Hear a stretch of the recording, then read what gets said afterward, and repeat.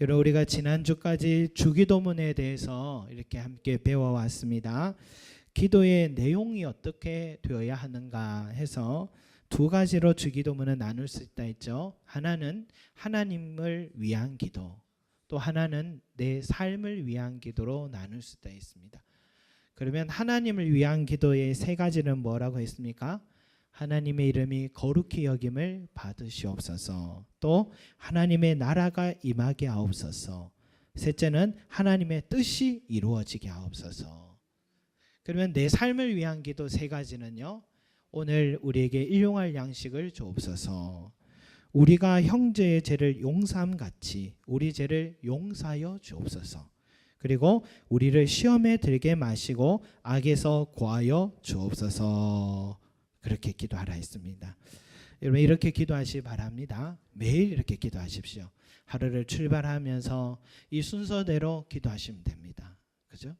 저는 지난주에 다만 악에서 구하여 주시고 시험에 들게 하지 마옵소서 했는데 왠지 저도 한번 시험 들었던 것 같습니다. 예, 순간순간 정말 늘 이걸 위해서 기도하지 않으면 안 되는구나. 매일 기도해야 되는구나. 내 안에서도 있지만 바깥에서 갑자기 찾아오는 이 공격은 감당할 수 없더라고요. 그래서 이 기도를 꼭 드려야 되구나 하는 것을 배웁니다. 여러분 이 기도의 내용을 놓치지 마시고 매일 기도하셔서 이 기도대로 은혜 받으시 바라겠습니다. 자, 그러면요, 오늘은 주님께서 우리에게 기도의 내용에 대해서 가르쳐 주셨다면 오늘 우리 기도의 방향을 한번 말씀해 주신 것 같아요. 그 주제는 금식기도입니다. 금식기도. 여러분 핵심은 기도는 하나님께 드리는 거지 사람께 하는 거 아니다, 이 말이죠. 그러니까 하나님보다 사람을 의식하고 기도하면 이미 사람들의 칭찬을 들어버렸기 때문에 상을 받아서 하나님께 정작 받아야 될 상이 없게 된다, 그렇게 말씀을 한 것 같습니다. 최근에 어느 한 분과 차를 잠깐 마셨는데 자신의 이야기를 하세요. 대학 시절에 한 선교 단체와 또 교제가 있었는데 그 사람들에게 축구를 가르쳐주기 위해서 교제가 시작되었답니다.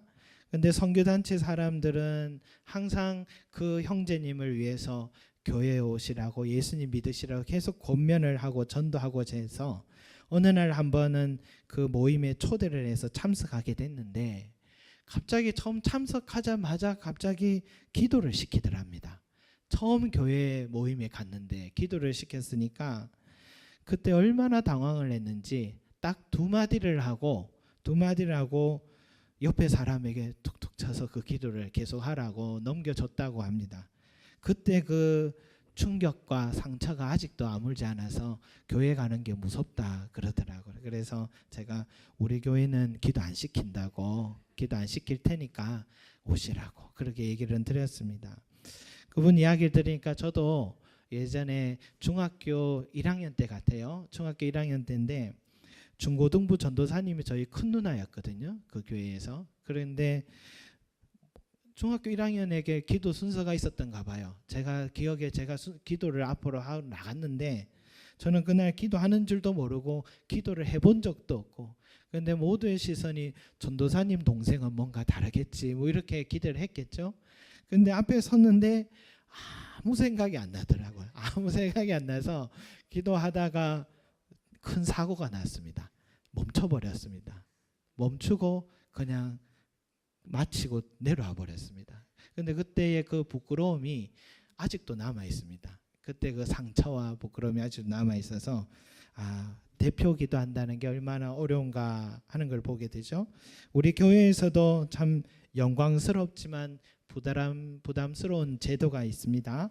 대부분의 성도님들이 공내에서 대표 기도를 하는 순서를 맡고 있다라는 건데, 큰 교회야 장로님이 되셔도 1년에 한 번 할까 한 대표 기도를 우리 교회는 격월로 하고 계시니까 여러분 얼마나 대단한 일을 하고 있는지 모릅니다.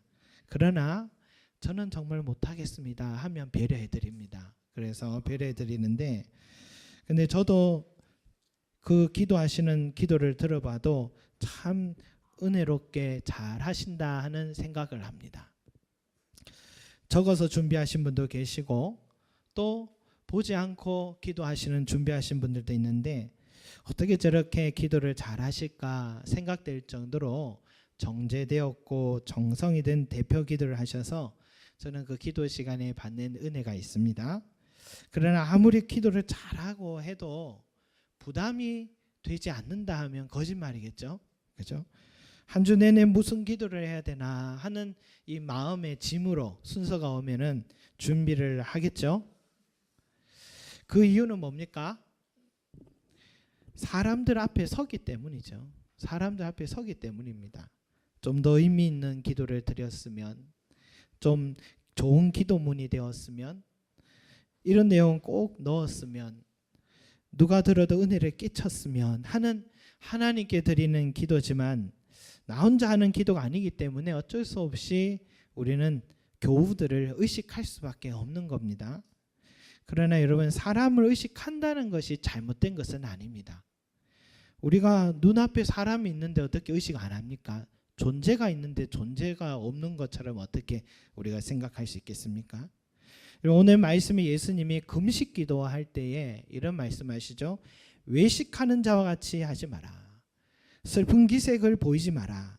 사람에게 보이려고 하지 마라 라고 의식하면서 좀 이렇게 기도 생활하지 마라 라고 지금 말씀하시는데, 그러나 여러분, 우리가 아까 전에 말씀드렸던 대표 기도할 때 찾아오는 이 부담감과 의식과 또 지금 여기에서 예수님이 하신 말씀에는 무엇인가 차이가 있는 것 같아요. 지금 예수님이 지금 의식하지 말라고 얘기하고 있는 이 기도의 태도에는 이 금식 기도를 할 때에 또 내가 기도를 할 때에 잘못된 목적으로 기도하지 마라 이런 뜻이죠. 누군가 내 기도를 또 듣고 있겠지, 보고 있겠지, 내가 기도하는 사람에게 살면 나를 더 인정해 주겠지, 내가 지금 금식 기도하는 것을 안다면 저 사람들이 나를 얼마나 신앙심이 깊은 사람으로, 경건한 사람으로 봐줄까. 오로지 기도의 대상이 사람에게 가 있을 수 있다는 것입니다. 이것은 기도 자체가 목적이 아니라 수단이 된 것이죠. 도구화 시켜버린 것입니다. 우리가 생전 연락이 없다가 갑자기 어떤 목적이 있어서 연락이 오는 경우들이 있잖아요. 그러면은 뭡니까? 연락은 참 좋은 거예요. 서로 간에 안부를 묻고 연락 좋은데 그 연락 자체가 수단화돼 버리고 도구화되면 받는 사람 마음이 씁쓸한 마음이 들듯이, 이런 지금 기도와 금식 같은 이 경건의 행위가 수단화 도구화돼 버리는 경우가 있지 않나 하는 생각이 듭니다. 한 예로 과거에 북이스라엘에 나봇이라는 사람이 정말 명당과 같은 좋은 자리에 포도밭을 또 일구어 가고 있었던가 봅니다. 그런데 그 밭을 아합 왕이, 북이스라엘의 가장 악한 왕이 아합 왕인데, 그 아합 왕이 그 땅이 너무 갖고 싶었던 거예요. 그래서 그 땅을 내가 큰 돈을 줄 테니까 팔라고 해도 나봇 이 사람은 팔지 않았죠. 그때에 이 나봇이 팔지 않은 이유는 이거예요. 땅은 하나님의 것이다. 그래서 가나안 땅은 정착한 모든 사람들에게 절대로 땅을 팔고 사지 못하게 해놓으셨습니다. 왜? 그 사람이 망해도 그 살다가 보면 망할 수 있고 실수할 수 있잖아요. 그래도 심고 거둘 내 땅은 갖게 하려는 하나님의 평등 사상이 그 속에 들어가 있죠. 그래서 하나님의 율법에 따라서 이 사람은 팔지 않는데, 아합 왕은 이스라엘 유대인임에도 불구하고, 이스라엘 사람임에도 불구하고 그 사람은 하나님의 뜻을 따르지 않고 땅을 살려고 했습니다. 그런데 결국은 팔지 않으니까 속상해서 아합 왕이 집에서 밥도 안 먹고 이렇게 일어나지도 않고 계속 누워 있는 거예요. 그 모습을 본 부인 이세벨이 너무 속상해서 무슨 일이냐 하니까 이런 일이 있었다 해서 이제 밥 먹으라고 내가 해결해 주겠다 하면서 왕비가 아합 왕을 또 위로해 주고, 왕비가 이렇게 편지를 씁니다. 그 나봇이 살고 있는 그 땅의 장로들에게 편지를 써서 몇 날 며칠 날은 금식일이다. 그 지역 모든 사람들에게 금식을 선포하고, 그리고 나봇이란 사람이 죄를 지었으니까 그 사람을 위해서 거짓 증언할 두 사람을 세우고, 그날에 그 지역 모든 사람들이 금식하고, 또 나봇을 중간에 공개 재판 자리에 세우고, 또 두 사람은 거짓 증인을 세워서 이 나봇이라는 사람이 하나님과 왕을 저주했다라는 죄명을 덮어씌워서 결국은 나봇이 공개 처형당합니다. 돌에 맞아 처형당합니다. 그래서 결국 그 땅은 어떻게 됐겠습니까? 아합 왕의 그런 재산이 된 것입니다. 아합 왕은 그곳에서 별당도 짓고 그랬겠죠. 이것이 큰 죄를 지은 것인데, 여러분, 아합은 바지 사장이었습니다. 실세는 바로 이세벨이었죠. 그런데 이세벨이 참 영악한 사람이잖아요. 그런데 이 사람이 금식일을 선포한 이 방법은 참 신앙적인 자세였는데, 그런데 이 금식일을 선포하는 것을 자기들의 죄를 덮기 위해서, 그리고 수단화시켜버린 나봇을 죽이기 위한 수단으로서 사용한 모습을 우리는 볼 수가 있습니다. 여러분, 이것이 금식 기도를 수단화 도구화시킨 마음이다 할 수 있습니다. 또 바리새인과 세리의 기도가 있잖아요. 예수님의 말씀 중에 세리는 구석에서 주여 저는 죄인입니다, 저를 긍휼히 여겨주시오, 불쌍히 여달라고 기도했는데, 이 바리새인은 일어서서 이렇게 기도합니다. 하나님, 저는 다른 사람들과 다릅니다. 저는 토색도 하지 않고 불의도 하지 않고 간음하는 사람과 같지도 않고, 여기 이 세리와 같이 않음을 감사합니다. 저는 일주일에 2번 금식했고 소득의 11조를 하나님께 드렸습니다 하면서 당당하게 기도합니다. 여러분, 이런 기도를 우리가 뭐라 해야 될까요? 정말 정 떨어지는 기도잖아요. 그죠? 정 떨어지는 기도를 했습니다. 부끄러워서 어떻게 이런 기도를 할까요? 그러나 당시에 만연한 기도인가 봅니다. 일어섰다라는 것은 주목받기 위함이고, 또 큰 소리로 이렇게 기도한 것은 자기의 행함을 드러내기 위한 그런 모습이고, 그때 자기가 뭘 합니까? 금식을 일주일에 2번이나 했다. 여러분, 이 정도 하면은 우리도 다이어트 될 것 같은데, 이 당시에는 이 사람들이 경건한 사람 일주일에 이틀이나 금식을 했던가 봅니다. 그러나 그런 금식도 우리 하나님이 받지 않으신다라는 것을 주님께서 말씀하고 있습니다. 왜? 자랑하기 위한 금식이었으니까. 그래서 예수님은 기도할 때에 골방에 들어가 기도하라. 골방에 들어가 기도하라. 금식 기도할 때에는 절대로 얼굴을 흉하게 하지 말고, 슬픈 기색도 보이지 말고, 얼굴도 깨끗이 씻고 머리에도 젤도 바르고 깨끗하게 해서 아무도 금식하고 있다는 사실을 모르게 하라라는 것입니다. 여러분, 제가 지금 금식하고 있다는 것이 보여집니까? 전혀 티가 안 나죠? 아직 안 하고 있습니다. 여러분, 왜냐하면요, 금식 기도라는 것이 소중한 기도의 유산이기 때문인데, 예수님도 40일 동안 금식 기도를 한 후에 공식적인 사역을 하셨습니다. 모세도 40일 금식 기도를 3번이나 했습니다. 대단하죠. 그리고 신약 시대도 안디옥 교회가 선교사를 파송하기 전에 금식 기도를 했고, 바울도 장로를 세우기 전에 금식 기도를 했습니다. 에스더도 민족의 위기가 있을 때 함께 3일을 밤낮으로 먹지도 마시지도 않고 기도했습니다. 왜 그랬겠습니까, 여러분? 간절한 기도는 하나님의 얼굴을 우리에게 비추게 하기 때문입니다. 이렇게 소중한 금식 기도를 왜 풍선에 바람 빠지듯이 다른 사람들에게 보이게 하려고 하냐는 것이죠.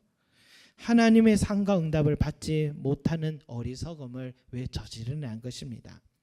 여러분, 지금 예수님은 금식 기도가 중요하지 않다라는 말씀이 아니라 너무나도 중요하고 소중한 기도의 유산이지만, 어차피 우리가 금식 기도를 하기로 했다면 똑바로 해서 하나님의 은혜를 온전히 입으라, 이 말씀을 우리에게 권면해 주고 계신 겁니다. 금식 기도 하라는 거죠. 여러분, 그래서 오늘 주제는요, 은밀한 중에 보시는 너의 아버지께 하라라는 그 말이에요. 금식기도 하는 사람도 동일한 방법으로 하나님께만 집중되고 또 하나님을 알아주시면 그것으로 족하다 생각하고 기도하면 은밀한 중에 보시는 내 아버지께서 갚아주시리라 약속하셨습니다. 여러분, 금식기도의 두 가지의 또 의미를, 두 가지 사건이 있는데, 하나는 에스더 사건이에요. 그가 페르시아 제국의 왕비였습니다. 페르시아 제국의 왕이 크세르크세스 왕이 있을 때 그때의 왕비가 에스더였습니다. 대단한 위치에 선 사람이죠. 그런데 바벨론 포로 시절부터 유대인들이 이 페르시아 지역에 살아왔던 사람들이 200만 명이나 되었습니다. 그런데 그 200만 명이나 된 유대인들이 이 하만이라는 한 귀족에 의해서 눈에 가시같이 보였던 것 같아요. 그래서 믿게 보여서 하만이 어떻게 하면 유대인들을 다 몰살시킬까, 이 작전을 짜서 왕의 조서도 받았습니다. 그래서 이 사실을 한 왕비 에스더가 이 심각한 위기를 어떻게 할까, 내가 왕에게 찾아가서 왕과 단독으로 얘기를 나눠야겠지만 왕이 찾지 않으면 왕비는 찾아갈 수가 없습니다. 그래서 이 어려움을 어떻게 극복할까 해서 그 당시 수도가 수상궁인데 그 수도에 있는 유대인들 모두에게 전달하라고, 우리가 3일 동안 나를 위해서 기도해달라고, 3일 밤낮을 나를 위해서 기도해달라고, 금식기도 해달라고 요청을 했고, 금식기도를 함께 에스더와 함께 유대인들이 하고 난 뒤에 이 에스더가 왕에게 직접 찾아갑니다. 내가 죽으면 죽으리라. 그런데 죽었을까요? 살았습니다. 죽어도 될 상황인데 왕이 허락지 않았는데 죽으면 죽으리라 하고 먼저 금식 기도하고 찾아갔더니 왕의 마음문이 활짝 열려서 그에게 이 위기를, 문제를 또 해결할 수 있는 이야기를 다 나눌 수 있는 기회를 얻어서 결국은 유대인들을 죽이려고 했던 하만과 그에 따르는 사람들이 다 죽게 되는 역전이 일어난 것입니다. 이 기적이 언제 일어났느냐? 금식 기도했을 때 하나님이 도와주셨습니다. 또 링컨 대통령의 그 일이 유명합니다. 남과 북이 전쟁을 했는데 그 1864년 그 61년부터 전쟁이 시작됐는데 노예제 폐지를 위해서 전쟁했는데, 그런데 이 전쟁이 끝이 나지 않아요. 70만 명의 젊은이들이 죽고 나라의 경제적으로 손실이 너무 커요. 이제 대통령으로서 너무 가슴이 아파서 본인도 누구보다도 하나님께 기도를 많이 했겠지만 이 문제를 어떻게 빨리 끝내고 바른 방향으로 이 나라를 세울까 해서 온 백성들에게, 국민들에게 1863년 4월 30일 목요일 날에 금식일로 선포했습니다. 그래서 온 백성들과 함께 그날에 금식 기도를 드렸는데 가정에서도 금식하고 학교에서도 금식하고 또 집에서도 금식하고 또 일터에서도 금식을 함으로써 모두 다 이 금식 기도를 드리고 바로 그 해의 7월에 바로 유명한 게티스버그 전투가 이루어졌습니다. 거기에서 극적으로 북군이 승리해서 이 링컨 대통령과 함께 전쟁에서 승리하게 되고 이 전쟁이 끝나고 역사적인 노예 제도가 끝을 맺는 그런 계기가 됐던 것입니다. 여러분, 이 모든 것들이 뭡니까? 우리가 하나님 앞에 결단하는 마음으로 금식하고 간절한 기도를 드리면 우리 하나님께서 그 하나님만 집중하고 드리는 그 기도를 받으신다라는 사실입니다. 그래서 여러분, 할 수만 있으면요, 우리도 이제 저도 이 말씀을 보면서 금식 기도가 필요하고 중요하구나 다시 한번 생각하거든요. 한 달에 하루라도 좋습니다. 나에게 필요한 시간들 하나님께 한 번씩 드려서 또 중요한 어려운 문제가 여러분 찾아오면은 한번 금식하면서 기도해 보십시오. 보통은 24시간입니다. 유대인들도 일반적으로 24시간이고 좀 더 필요하면 또 시간을 더 들여서 기도할 수 있는데 여러분 이 기도를 꼭 사용하시기 바라겠습니다. 그런데 여러분 우리가 금식 기도라고 하면은 내가 밥을 안 먹고 기도하는 것을 간절한 기도라고 생각하는데 이사야 선지자는 금식 기도에 새로운 정의를 내리고 있습니다. 그 말씀 한번 찾아보겠습니다. 이사야서 58장 6절에서 9절까지 말씀입니다.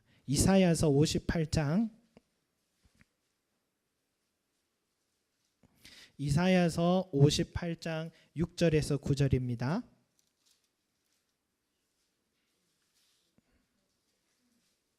이사야서 구약 성경 1038쪽에 있습니다. 1038쪽. 이사야서 58장 6절에서 9절.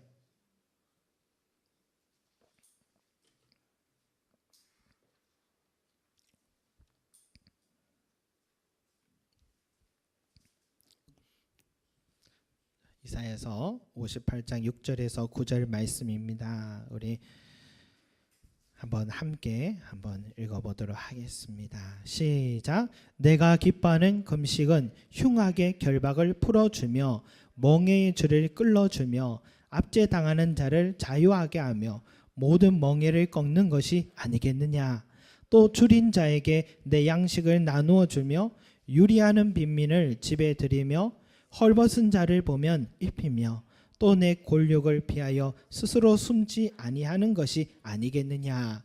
그리하면 내 빛이 새벽같이 비칠 것이며 내 치유가 급속할 것이며 내 공의가 내 앞에 행하고 여호와의 영광이 내 뒤에 호위하리니 내가 부를 때에 나 여호와가 응답하겠고 내가 부르짖을 때에 내가 여기 있다 하리라. 아멘. 여기까지 하겠습니다. 여러분 참 인상적이죠. 하나님이 기뻐하는 금식의 정의가 우리가 밥을 먹지 않고 기도하는 것만이 아니라는 것이죠. 어떻게 해요? 우리가 아무리 밥을 먹지 않고 40일을 금식 기도한다 하더라도 참 내 삶이 하나님이 기뻐하지 않는 삶을 살게 된다면 그 기도는 하나님께 의미가 없다라는 것입니다. 또 우리가 금식 기도하면서 하는 것보다 더 소중한 것은 더 하나님 기뻐하는 금식은 우리 주변에 정신적으로나 물질적으로나 육체적으로나 묶여서 자유하지 못하는 그런 어려운 형제들을 돌보아주고 그리고 헐벗은 자들을 도와주고 도움을 구할 때에 외면하지 말고 자비를 베푼 그 사람이 그 행위가 바로 하나님이 기뻐하는 금식이라는 것입니다. 그런 사람의 삶은 새벽빛같이 밝게 빛날 것이고 그런 사람에게는 치유가 급속도로 이루어지게 할 것이고 하나님의 공의가 그의 삶에 이루어집니다. 부당한 억울한 일이 이루어지지 않는다는 겁니다. 그리고 그런 사람에게는 하나님의 영광이 그 삶을 호위해 주신다라고 했습니다. 여러분 무엇보다도 그런 사람이 하나님께 부르짖고 도움을 구할 때는 우리 하나님께서 응답해 주신다고 약속했고 그런 사람들의 부르짖음이 있을 때는 내가 여기 있다 하면서 우리 하나님이 우리에게 나타내 주신다라고 했습니다. 여러분 금식 인상적이지 않나요? 저는 이 하나님이 기뻐하는 금식에 대한 이 이사야의 말이 참 마음에 와닿습니다. 우리는 간절함으로 드릴 필요가 있습니다. 사람을 의식하지 않고 하나님께 간절하게 집중해서 드리는 기도를 드려야 합니다. 그 기도를 우리 하나님 들어주십니다. 더불어서 우리의 삶이 하나님 기뻐하는 삶을 살면서 그런 기도를 드려보십시오. 그러면 하나님이 내가 여기 있다 하면서 우리의 기도를 부르짖음을 외면하지 않으시고 응답해 주실 줄로 믿습니다. 오늘 이 자리에 있는 우리 성도님들 각자의 처한 상황들이 있는데 여러분 금식해 보시기 바랍니다. 금식 기도하면서 한번 이런 삶을 살면서 드려보셔서 하나님의 꼭 살아계심을 체험하시고 또 그런 간증을 하시는 저와 여러분이 되시기를 소망합니다. 아멘.